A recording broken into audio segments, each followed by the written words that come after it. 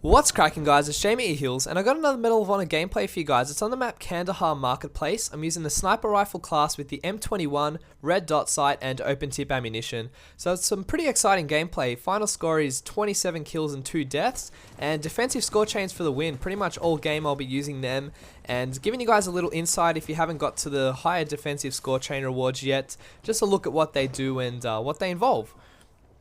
So I'm going to let you guys watch the gameplay, and I just want to inform you guys about two announcements that DICE have made over the last 2 or 3 days. Maybe you guys have missed it or not been keeping up to date on these announcements, but on November 2nd, DICE will be releasing a downloadable map pack for free.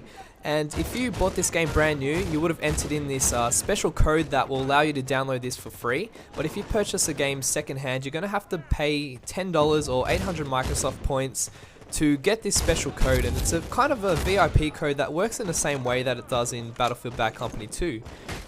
So what they've announced that they're releasing is a new game mode, and it's called Clean Sweep.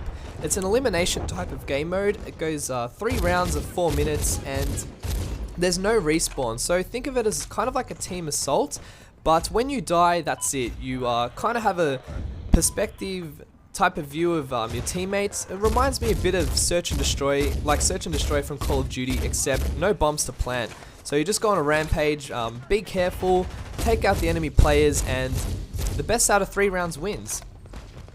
So that's pretty interesting, and along with that, they've also announced that they'll be releasing 2 new maps. They're called Bagram Hangar and Kyla Caves. Now, if you go and look at the trailer for this new DLC, you'll get a bit of an insight into how these new maps look. I've watched it about 3 times trying to learn a bit of routes from what I could tell from the video.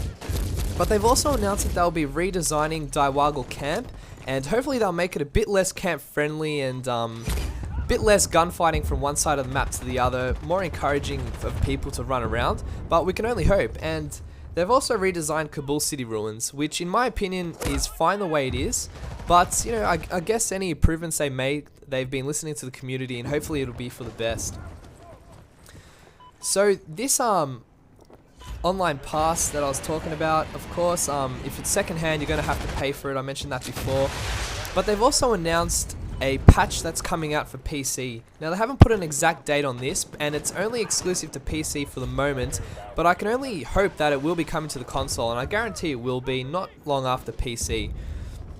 But they did release this on the blog on the Medal of Honor website. I'll leave a link in the description below for you guys to have a look at the full details, but I'll run through with you some of the ones that I found to be most important and kind of caught my eye, and hopefully it'll you know, encourage you guys to continue playing the game, those of you who kind of have problems with it, and it just shows that DICE are actually listening to the community. So anyways, I'll get into a bit of the patch improvements that I've noticed that were most important, that I think that you guys would be interested in. So I've noticed that they've changed the effect on the accuracy when jumping around. So obviously they would reduce the accuracy. Right now when you jump around, there's no real bloom on the crosshair, and they've pretty much increased that, so you get a bit less of those Halo gunfights when it's one-on-one situations. I find I do that a lot, along with my failed drop shot attempts, accidentally knifing the air. But I found that was interesting. They've also increased the points that you need to win a sector control and team assault.